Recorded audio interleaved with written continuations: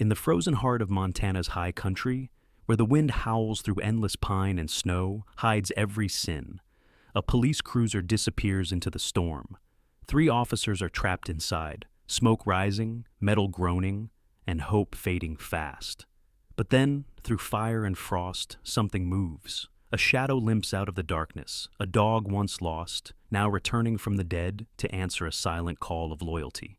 Before we begin, tell me, where are you watching from tonight?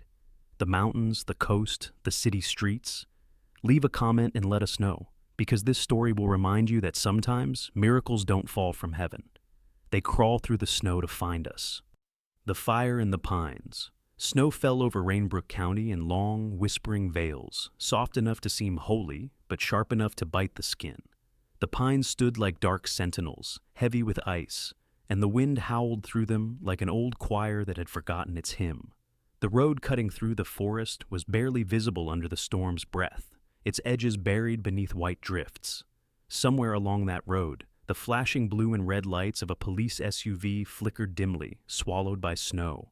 Sergeant Eli Turner, 41, sat behind the wheel, his gloved hand steady even as the vehicle trembled on the slick mountain turn. Eli was the kind of man time had carved rather than aged, broad-shouldered, square-jawed, with crow's feet that spoke of laughter long past, and scars that whispered of things he didn't talk about. His eyes, gray as the storm itself, watched the road ahead with the calm of someone who had seen chaos before and made peace with it. A veteran of both war and law enforcement, Eli carried himself like a man who trusted discipline more than luck. Yet, under that armor of calm, there was a quiet fatigue, a weariness that came from too many late-night calls, too many almosts. Beside him rode Mark Diaz, 35, the team's technician and talker. Lean, fast-smiling, and slightly reckless, Mark's humor had often kept their patrols bearable. His mixed Puerto Rican-Texan accent colored his words with rhythm, and even in the storm, he tapped his fingers on the dash, humming a country tune. "You ever notice," he said, grinning, "how every time we get the night shift, God throws us a snowstorm, like he's testing our patience?" In the back seat sat Caleb Reed, the youngest, 26, with the stiff posture of someone still trying to prove he belonged. He had the clean look of a rookie who hadn't learned how to hide fear yet. Pale skin flushed pink from the cold, sandy hair cropped tight, and blue eyes darting between the road and the window. Caleb was quiet, almost painfully so. The others joked he'd joined the force to escape his own thoughts. In truth, he had. A failed engagement back in Denver had left him hollow, and he clung to the badge as if it could rebuild what was lost. They were returning from a call up in Timber Ridge, where a reported cabin fire had turned out to be nothing but an old chimney collapse.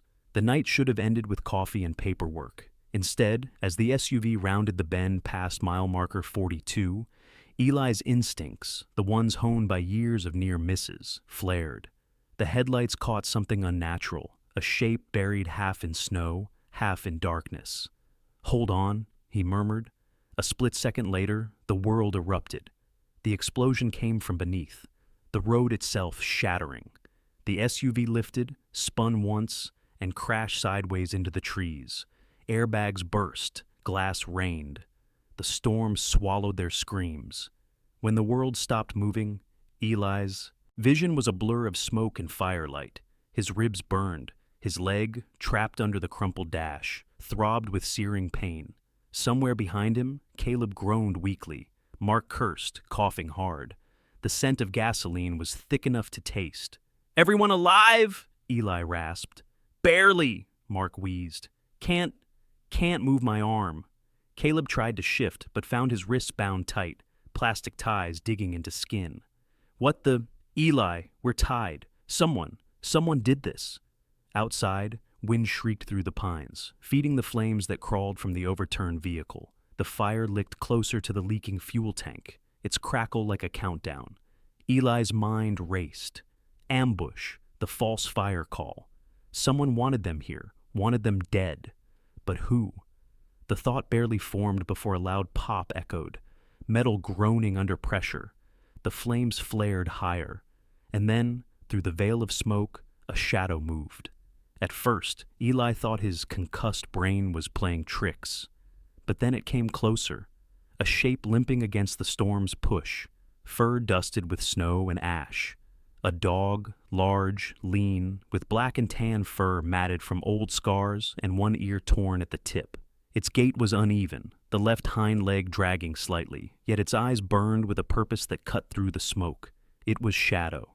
3 years ago, Shadow had been Eli's canine partner, a German shepherd trained for rescue and detection.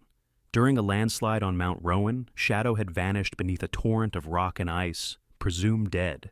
Eli had carried the weight of that loss like a stone ever since. Yet here the dog stood, alive, older, scarred, and limping, but unmistakably him. The same sharp amber eyes, the same faint patch of white fur beneath the chin. "Shadow?" Eli whispered, disbelieving. The dog froze, head tilted, ears twitching to the sound of his voice. Then, as if no time had passed at all, Shadow pushed forward, barking sharply before circling the wreck. His nose worked the air, short, frantic bursts, until he found the passenger door half buried in snow. Mark blinked through the smoke. That can't be him. But Eli knew the way Shadow moved wasn't chance. It was memory. The dog's body remembered every rescue drill, every command, every life-saving habit learned long ago. Shadow lunged at the door, teeth snapping the weakened latch. His paws scraped at the snow, clearing space enough to drag Mark partly free. He bit through the plastic ties around Mark's wrists, then turned back toward Eli, who was half conscious, blood trickling down his temple. The heat grew unbearable. The side mirror melted into slag. "Go!" Eli coughed, pushing Caleb toward the broken door. But the rookie froze, eyes wide at the wall of fire curling closer. Shadow barked, deep and commanding, before grabbing Caleb's sleeve and tugging. The shock snapped the young man out of his stupor, and he stumbled after Mark, through the snow. The gas tank hissed. Eli heard it, the thin, deadly whistle of leaking pressure. He tried to pull himself free, but his leg refused to budge. He was fading fast. Shadow returned, smoke curling through his fur.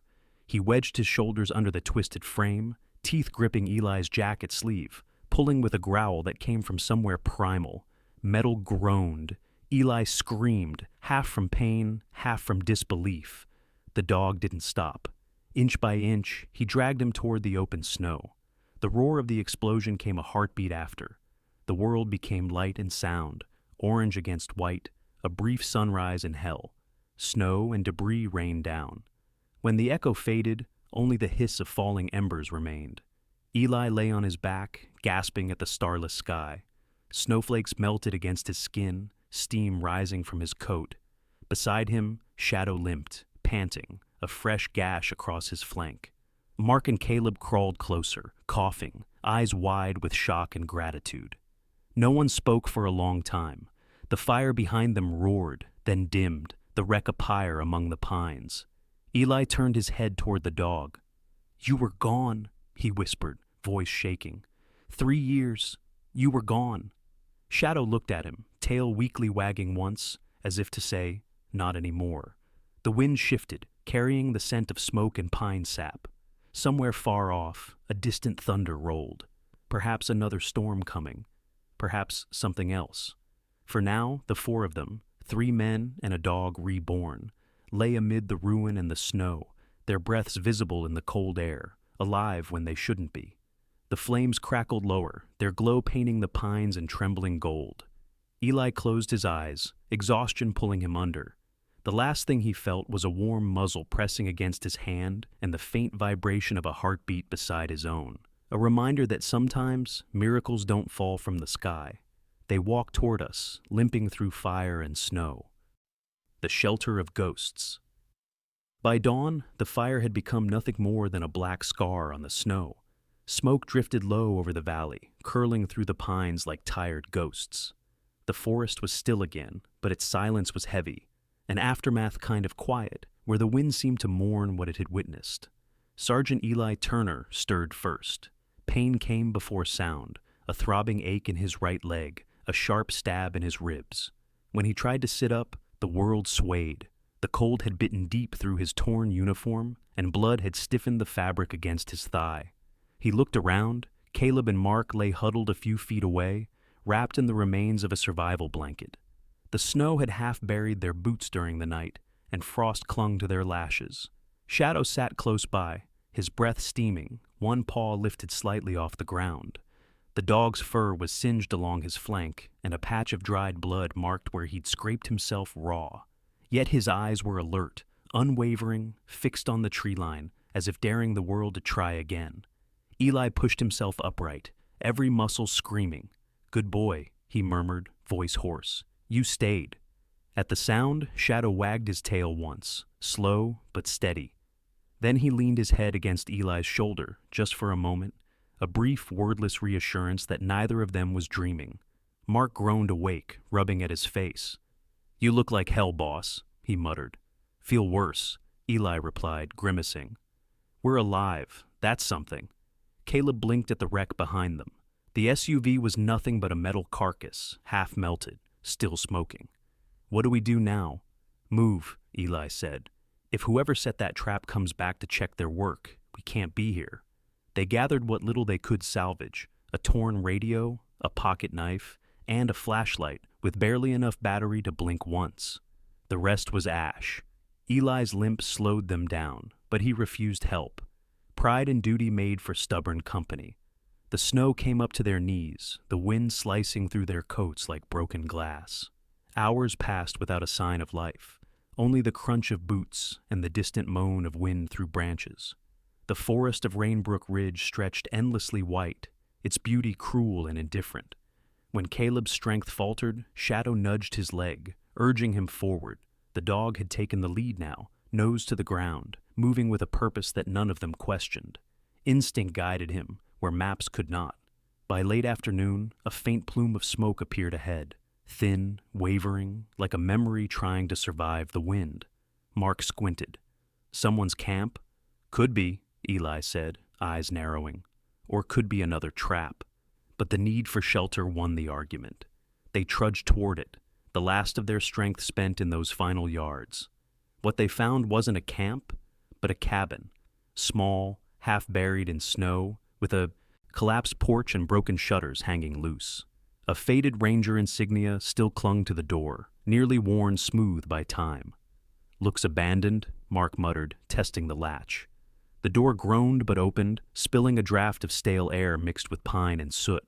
Inside, the place was stripped bare, old Ranger maps curling on the wall, a rusted stove in the corner, and the skeletal remains of a chair.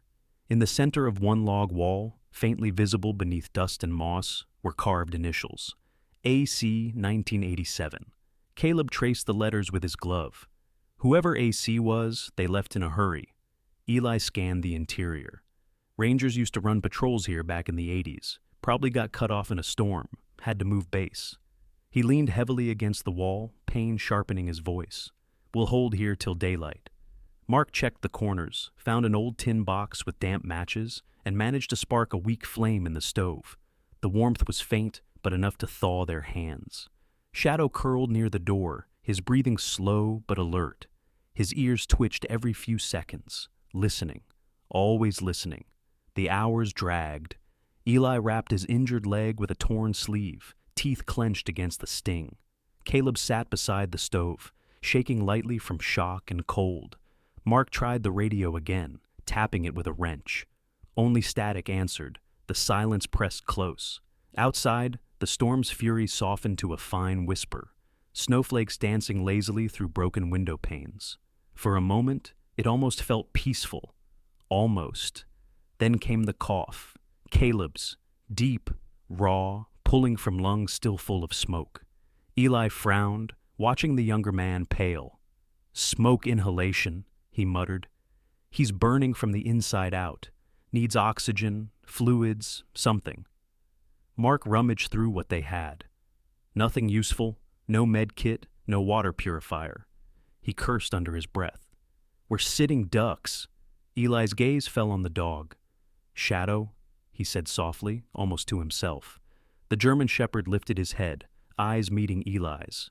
In those amber depths, there was comprehension. Not human, but something close. Eli didn't need to command. He simply nodded toward the door. Shadow stood, stretched stiffly, and slipped outside into the night. Snow swallowed him within seconds. Mark exhaled. You think he understands? Eli didn't answer. He stared at the doorway long after Shadow was gone, the cold seeping deeper into the cabin. Hours passed. Caleb's breathing grew shallow, his skin clammy. Mark's attempts at humor faded into silence. Eli fought the creeping weight of hopelessness pressing on him. He's gone, whispered the practical voice in his head. 3 years in the wild, he survived by instinct. He won't come back for you now. But another voice, a quieter, older one, rose beneath it. You've seen what he's capable of. Have faith, soldier. Eli leaned back, exhaustion taking him halfway to sleep. That's when the sound came, faint at first, then louder. The rhythmic crunch of paws over snow. The door creaked open, and Shadow reappeared, coated in frost. In his mouth hung a battered green satchel, the canvas stiff with age. He dropped it at Eli's feet and shook himself, sending crystals flying. Mark blinked, stunned. Is that? Eli pulled the bag open. Inside lay the cracked remains of a ranger's medical kit. Old, but intact enough to hold treasure. A roll of gauze, antiseptic packets, painkillers sealed tight in plastic. And tucked beside them, a faded note in pencil, barely legible. Station 4, property of AC. If found, use well. For a second, no one moved. The only sound was the sigh of wind through the trees. Then Mark let out a shaky laugh. You gotta be kidding me. He found it? Eli's throat tightened. Not kidding, he said quietly, patting Shadow's head. Just loyal. With the supplies, they cleaned Caleb's face, bandaged cuts, and eased the worst of his coughing. The young officer drifted into sleep, color slowly returning to his cheeks. Eli sat beside the stove, watching the faint flame reflect in Shadow's eyes. You knew the ranger outpost, he murmured. You remembered. The dog blinked slowly, his tail brushing the floor, once, twice. His breathing was deep, steady. Outside, the blizzard had given way to silence again. But it wasn't the silence of death anymore, it was the stillness of endurance, the pause before the next step. When Mark finally fell asleep, Eli stayed awake, gazing at the initials carved into the wall. AC 1987. Whoever had been here before had left their mark, a ghostly reminder that survival was never solitary. Somewhere in the past, another soul had battled this same cold, had carved those letters as proof they had existed. Now, years later, that legacy had saved them. Shadow shifted closer, resting his head on Eli's boot. The sergeant smiled faintly. Guess you're still doing your rounds, partner, he whispered. Just took the long way home. The wind sighed through the cracks of the cabin, like an old voice humming approval. And for the first time in years, Eli felt something he hadn't allowed himself to feel since the landslide. Peace. Whispers in the wind. Night fell without ceremony, draping the forest in silence and silver. The storm had passed, leaving behind a fragile calm that seemed too thin to trust. Snow gleamed faintly under the moonlight, spilling through broken shutters of the ranger's cabin. Inside, the air was thick with smoke from the half-dead fire and the smell of wet wool and blood. Sergeant Eli Turner sat propped against the wall, his wounded leg stretched before him, wrapped in strips of shirt that had once been white. Fatigue carved shadows into his face. He stared at the fire, his gray eyes distant, haunted by the memory of the explosion. Every time he closed his eyes, he saw it again. The flash, the sound, the impossible sight of Shadow returning through smoke. Mark Diaz was at the window, adjusting a piece of broken glass that acted as a mirror. He was the restless kind, always needing to move, to fill silence with words or motion. But tonight, even his tongue was quiet. He had scraped the soot off a corner of the window, giving them a small view of the forest. His breath fogged the glass as he whispered, "It's too still. Even the wind stopped singing." Across the room, Caleb Reed tossed fitfully on his bedroll. The younger officer's lungs still rattled faintly from smoke inhalation, and his hands trembled every now and then. His youth showed in his eyes, fear barely hidden beneath stubbornness. He'd never faced death up close before. It had changed him in ways he didn't yet understand. Shadow lay at the cabin door, head on his paws, his ears twitching to every sound beyond the wall. The dog's wounds had been cleaned as best as they could manage, but his left side still ached when he breathed. Yet there was no complaint in him, no hesitation. His eyes glowed faint amber whenever the firelight reached them, like two small lanterns guarding the threshold. The wind began to stir again, faint at first, then stronger, whistling through the cracks in the wall. Eli blinked and turned his head slightly. For a moment, he thought he heard something layered beneath the sound of the wind, a faint mechanical hum. He frowned. "Mark, listen." Mark froze, head tilting. "You hear that too?" The sound grew clearer, a soft buzzing, followed by a brief metallic click. It wasn't the forest. It wasn't nature. It was something man-made. Caleb stirred, his voice hoarse. "What is it?" Mark moved closer to the door, peering through the crack in the wood. "I think it's a drone." Eli's pulse quickened. "Get down! Lights out!" Mark stomped on the fire with his boot, smothering the flames. The cabin plunged into darkness. Outside, a faint red light moved among the trees, drifting like an ember carried by the wind. Then a gust hit hard, and the small drone wobbled, clipped a branch, and fell into the snow with a dull thud. For a few long seconds, none of them breathed. Then Shadow was on his feet, silent but tense, his body a coiled spring of muscle. Eli nodded once. "Go, boy." The German shepherd slipped out through the gap in the door, his dark shape vanishing into the night. They heard nothing for nearly a minute, until the faint crunch of snow signaled his return. In his jaws, he carried a small metallic object, the drone, its rotors bent, its camera blinking weakly. Mark exhaled. Jesus, he actually caught it. Eli took it carefully, brushing off the frost. The drone's frame was military grade, the kind used by private security or mercenary units. Its signal light pulsed faintly. "Whoever sent this," Eli said quietly, "knows we're alive." Caleb sat up, eyes wide. "You think they were looking for us?" "No," Eli said grimly. "They were looking to make sure we were dead." A silence heavier than before filled the cabin. Mark rubbed his jaw. "Who'd go through all this trouble for 3 cops in the middle of nowhere?" Eli hesitated, a muscle tightening in his cheek. "Creighton Vale." The name hit like a gust through the room. Mark swore softly. "You mean that psycho from the trafficking case? I thought he disappeared after Internal Affairs opened the file." "He didn't disappear," Eli said. "He went underground. We were getting close to exposing his ring last month. The call that sent us out here, it was bait." Caleb swallowed hard. "You think he knows we survived?" "Not yet," Eli replied. "But when that drone doesn't report back," Mark finished the thought for him, "he'll come looking." The wind outside rose to a low moan, and for a moment it sounded almost like laughter, the kind that carries on the edge of a nightmare. Eli studied the drone again, then pried open the battery compartment with his knife. Inside was a small memory card, scorched but intact. He slid it into a portable scanner from his belt. Static flickered, then an image appeared on the cracked screen. Thermal footage, 3 human heat signatures, and 1 larger 4-legged shape beside them. Mark muttered, "They know about Shadow?" Caleb's voice trembled.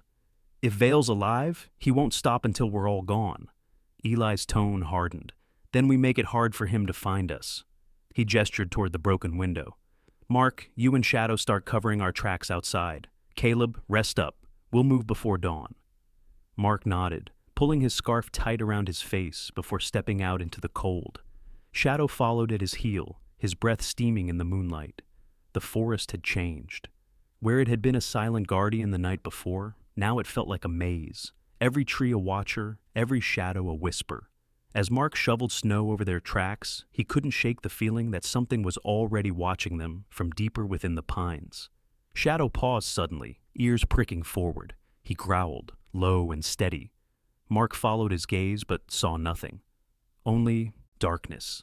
Still, the dog's hackles stayed raised until they returned to the cabin. Inside, Eli had dismantled the drone completely, spreading the pieces on the ranger's old map table. He looked up as they entered. "Anything?" "Just the forest," Mark said. But Shadow spooked. Eli's expression didn't change. He's not wrong often. The rest of the night passed in uneasy quiet.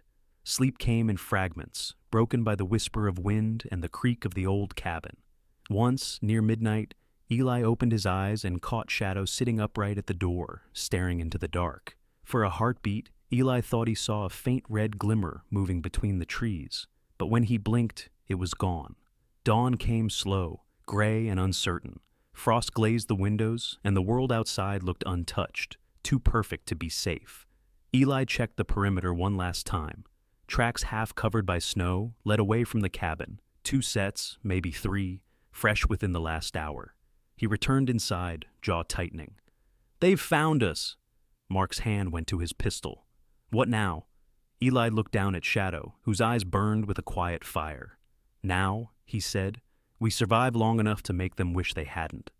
Outside, the wind rose again, carrying through the trees the faint echo of boots crunching snow. And somewhere beyond the ridge, unseen, Creightonvale smiled into the cold, already imagining the hunt to come. The silent chase. The next dawn was pale and uneasy, a thin sheet of light filtering through fog and ice. The forest of Rainbrook Ridge looked deceptively calm, its snowfields glimmering under a sky the color of steel. But Eli Turner knew the silence was a lie. Somewhere beyond those trees, death was moving, methodical, armed, and certain of its target. Inside the cabin, the 3 officers moved with quiet precision. Eli, though limping heavily, was all focus, his breath steady, eyes hard. The burn on his leg had darkened overnight, but pain had long become a companion he no longer argued with. He secured his holster, checked the remaining rounds, 3 magazines between them, and tightened the scarf around his neck. Mark Diaz stood near the window, squinting through the frost-streaked glass. "We got maybe half an hour before they're here," he muttered. "Tracks lead straight from the ridge." Caleb Reed, pale but recovered enough to stand, sat near the table cleaning the drone parts with shaking hands. The night had changed him. There was a cold steadiness in his eyes now, a young man stripped of illusion. "Why not fight from here?" he asked, his voice low. "This cabin's cover." Eli shook his head. "They'll torch it the second they spot smoke or heat. We move, quiet, no trails, no sound." Shadow, lying near the door, lifted his head at Eli's tone. The German shepherd was restless, his body taut, nostrils flaring. He could smell it too, the foreign scent of gun oil and sweat drifting faintly through the frozen air. Outside, faint crunches echoed through the forest. Not wind, boots. 6 distinct patterns, disciplined and in sync. Mark's jaw tightened. "They brought a squad." Eli motioned toward the rear wall. "There's an old animal path behind the ridge. Deer used it, tight and steep. We'll move through there. They won't fit heavy gear through the gap." They slipped out one by one, Shadow leading. The cold bit instantly, searing their lungs as they trudged into knee-deep snow. Every step was deliberate, leaving as little trace as possible. The pines loomed high and dark, branches bowing under the weight of frost. Minutes stretched. The sound of pursuit came faintly. Boots compressing snow, radio static whispering in the distance. Caleb glanced back. "They're tracking us." Eli gestured sharply for silence. He knelt, brushing aside a layer of snow to reveal a faint depression. An old animal trail winding toward a narrow pass between 2 cliffs. "In here." They ducked low, moving through the natural corridor. The air turned colder, the space so tight they had to walk single file. Above, icicles hung like daggers. The echoes of their breaths seemed too loud. Shadow halted suddenly. His ears flicked back, head turning toward the open woods behind them. Eli froze. A moment later came the unmistakable click of a rifle safety being released. "Down!" A gunshot cracked through. The trees, the bullet sparking against rock. The group dove for cover, snow exploding around them. Mark returned fire once, aiming toward the muzzle flash. A figure dropped momentarily, then vanished behind the pines. "They're flanking!" Mark hissed. Eli scanned the ridge. "Too many angles! We keep moving! Shadow, go!" The dog sprinted ahead, leading the route into the gorge. Shots rang behind them, echoing like thunder in the narrow pass. Caleb stumbled but kept pace, his breath ragged. The trail opened suddenly into a wider basin, an old ranger clearing, dotted with half-buried traps and rusted wire fencing. It had once been used to study wolves, long abandoned now. The snow hid most of it, but Shadow's paws found the safe path by instinct. He had run these woods before, years ago during training. Somewhere deep in that memory, the path still existed. Eli realized what the dog was doing only when Shadow broke away from the group, darting across the clearing toward the far side, where the ground dipped sharply. "Shadow!" Eli called, but the German Shepherd didn't look back. He ran straight through the snow, drawing the pursuing gunman's attention. One of the mercenaries shouted, "Target moving! Take it down!" A volley of shots followed. Snow burst like white smoke behind the dog as bullets tore through branches. Shadow darted left, then right, a streak of black and tan against the white, a phantom refusing to fall. Then it happened, a sharp metallic snap. A trap, old but still cruelly functional, hidden under the snow. The jaws clamped around Shadow's front paw. He yelped, a sharp, painful sound that froze Eli's blood. "Shadow!" Eli started forward, but Mark grabbed him. "No, they'll see you!" But Shadow didn't stop. With a desperate growl, he bit down on the metal jaw, teeth scraping until blood filled his mouth. The pain must have been unbearable, but the dog twisted and pulled, tearing free at the cost of his own flesh. He stumbled once, then ran again, limping, bleeding, yet unbroken. The gunman followed the trail of blood, shouting orders. "He's leading us east!" Mark's eyes widened. "He's drawing them away." Eli's voice cracked. He remembers the traps. They used the distraction. Moving fast and silent, the officers crossed to the northern edge of the clearing and ducked into a narrow cave hidden beneath a frozen overhang. Inside, the air was icy but safe. Eli crouched, pressing a hand against the rough wall, listening to the chaos outside. The gunfire faded slowly. The wind returned, carrying only echoes. Minutes later, Shadow limped into the cave, chest heaving, his paw leaving crimson spots on the ice. His eyes met Eli's, exhausted, but calm. Eli dropped to his knees. "You idiot," he whispered, voice thick. "You brave, impossible idiot." Shadow leaned against him, trembling. Eli tore a strip from his sleeve and bound the wound, his fingers, shaking from both cold and awe. Mark sank against the cave wall, exhaling hard. "He saved us again." Caleb, pale and wide-eyed, whispered, "He knew exactly what he was doing." Eli looked at the dog's face, lit faintly by the glow of Mark's flashlight. The German Shepherd's eyes shimmered gold in the dark, steady, fearless. "Courage," Eli murmured, "even when there's nothing left to give." They stayed in the cave until the sky darkened again. Outside, the mercenaries' voices grew distant, fooled by the blood trail Shadow had left behind. The group huddled together, their breaths frosting the air. Eli stared at the opening of the cave, where snow drifted slowly down like ash. The silence that returned was different this time, not the quiet of fear, but of survival bought at a price. When Mark finally broke the silence, his voice was rough. "You think they'll stop looking?" Eli shook his head. "Not until they're dead, or we are." Shadow stirred slightly, his paw twitching even in rest. He was dreaming, Eli thought, maybe of open fields, or of the days before pain and blood. But to Eli, he was more than a memory now. He was the proof that loyalty was not bound by reason, only by love. Outside, wind swept through the valley again, carrying with it the faint sound of retreating boots. The chase, for now, was over, but the war was far from done. The light beyond the ridge. The storm broke with a hollow silence, the kind that came not from peace but exhaustion. Snow hung heavy on the branches, unmoving, as if the forest itself was holding its breath. The morning light was thin and fractured, filtering through mist and frost like the last hope of a dying day. Eli Turner stood at the cave's mouth, his body outlined against the pale dawn. His face was drawn, lips split from cold, but his eyes carried that same unyielding fire that had kept them alive this far. Behind him, Mark Diaz was trying to coax life back into the flare gun they had salvaged from the wreck, while Caleb Reed checked the small pack of rations, 3 energy bars, half a flask of water, and a handful of hope. Shadow lay near the entrance, his bandaged paw stretched before him. Every breath came rough, but his ears still pricked at every faint echo in the valley below. The dog had slept little, waking at every sound, every stir of the wind. His loyalty was a constant heartbeat in the silence. Eli knelt beside him, brushing a hand over his fur. "We're getting out today, boy," he whispered. "No one's dying in this forest." From the ridge beyond, a thin column of smoke rose into the sky. the wreck of the mercenaries' camp from last night. But another trail of movement caught Eli's eye. 3 figures, dark and distinct, trudging through the snow toward the very valley where they hid. Creighton, Eli muttered under his breath. Mark followed his gaze, jaw tightening. They didn't quit. They never do, Eli said. He looked at the slope ahead, steep but open. We go now.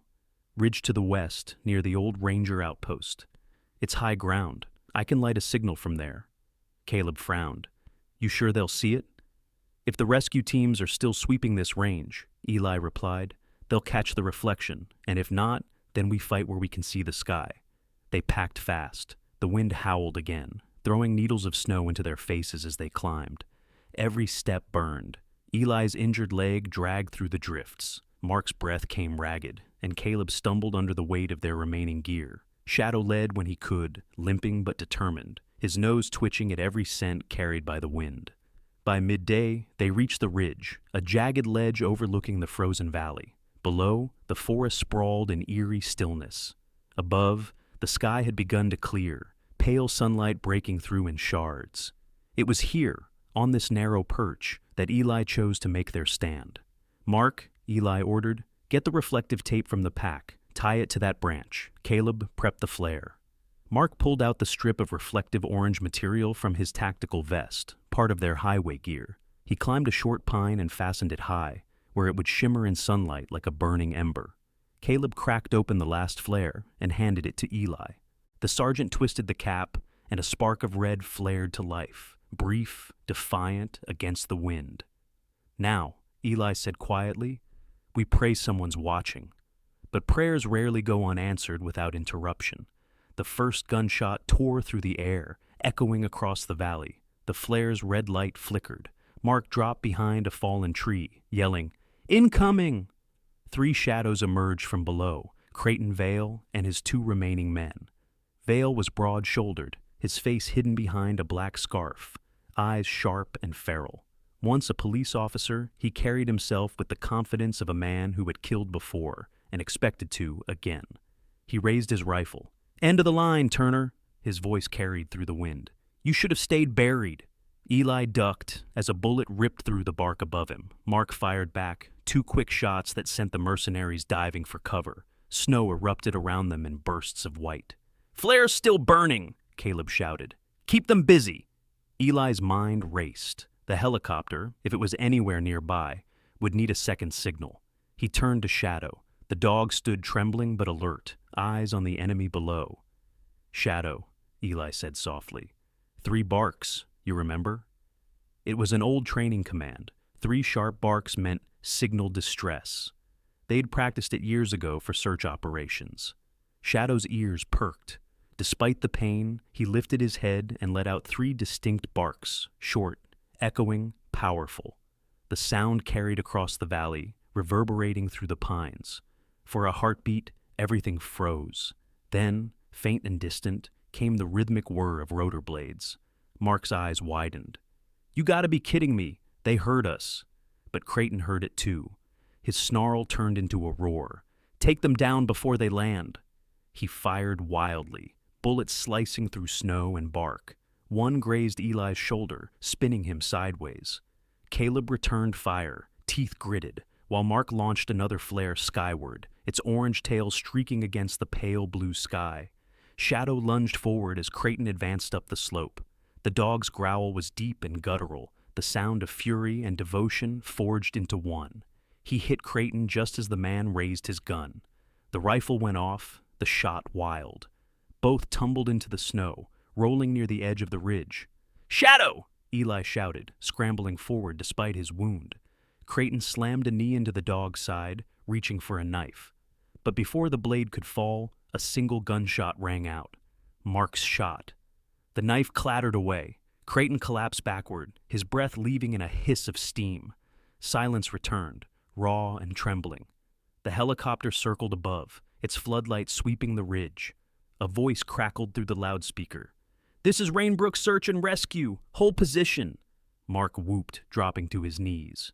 Caleb laughed through tears, but Eli, he only turned to Shadow. The German shepherd was lying still beside him, sides rising and falling in shallow rhythm. His eyes fluttered open as Eli knelt.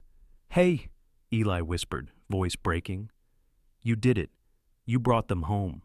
The helicopter descended, stirring up a storm of snow. Rescue officers poured out, securing the wounded, binding Creighton's men, and shouting orders. Yet amid the chaos, Eli's world had narrowed to one heartbeat beside his own. Shadow pressed his head against Eli's hand and let out a soft sound, half sigh, half relief. Eli smiled faintly through the tears. "Rest easy, partner. You've earned it." Above them, the flare's glow mingled with sunlight. For the first time since the fire, hope felt warm again. Still here. When the first warmth of spring touched Rainbrook Valley, the snow began to sigh and melt, whispering secrets of survival into the earth. The pines shed their icy armor, the rivers cracked open their frozen silence, and life, quiet, persistent life, stirred once more beneath the thaw. In the small town square of Rainbrook, banners fluttered in a gentle wind.